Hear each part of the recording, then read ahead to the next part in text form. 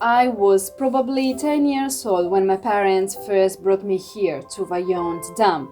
I remember a sense of silence and a surreal peace, and I remember the huge dam stood seemingly innocent between two mountains. A few weeks ago, some 20 years after my first visit, I decided to come back for the 56th anniversary of the disaster that changed this area forever. I was reminded that you can never be truly emotionally prepared to visit here. I won't explain in any detail the technical reasons for what took place here. The internet is a great resource for such information. I'm here to share what I felt and perhaps how you can prepare yourself emotionally.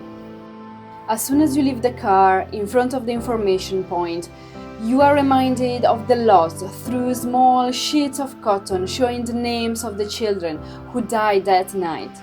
The white sheets represent the unborn children who died in their mother's wombs and never got a chance of life. Immediately, I felt goosebumps as I realized that where I was standing was actually part of the landslide. I stopped near the little church very close to the entrance of the dam. Here, the tour leader was explaining what happened that night, and I was listening with closed eyes. No questions from the other participants of the tour. Impossible to talk, as if somebody has stolen the voice from us. Just the echo of the tour guide. The walking tour takes you along a safe path that allows you to see the full heights of the dam and the town of Longarone down in the valley. I was probably halfway along the path when I started to imagine that night, exactly how the tour leader was explaining. On the 9th of October 1963, at 10:39 p.m., a landslide containing 300 million cubic meters of earth fell from Mount Toc in only 30 seconds at a speed of 65 km per hour. The impact of the landslide displaced 48 million cubic meters of water in two huge waves. The first 80 meters high wave spread across the lake, completely enveloping the settlements along the banks. The second wave was 170 meters high and passed over the top of the dam, destroying Longarone and all the other little villages in its path.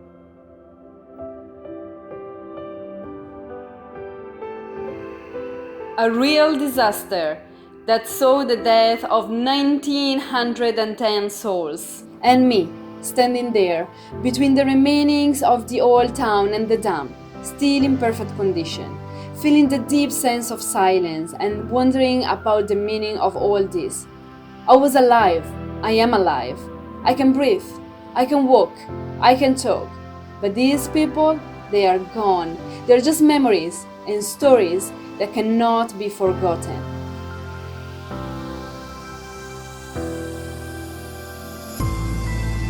On the same day, I went to visit Questa, a very small, almost invisible little village not far from the dam, with only 16 inhabitants.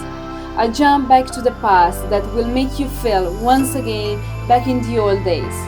The old stone houses, narrow stone street, and the silence. The silence is everywhere, a reminder of those people that are no longer with us, that are part of this tragedy that could and should have been avoided. If you're in the area or you have the possibility to visit, make sure you take part in the tour for a small cost of €6. It doesn't last more than 40 minutes. Do also visit the nearby areas and support the local economy. I hope this video gives you a sense of how fragile our lives can be. Please share to keep the memories alive. Thank you.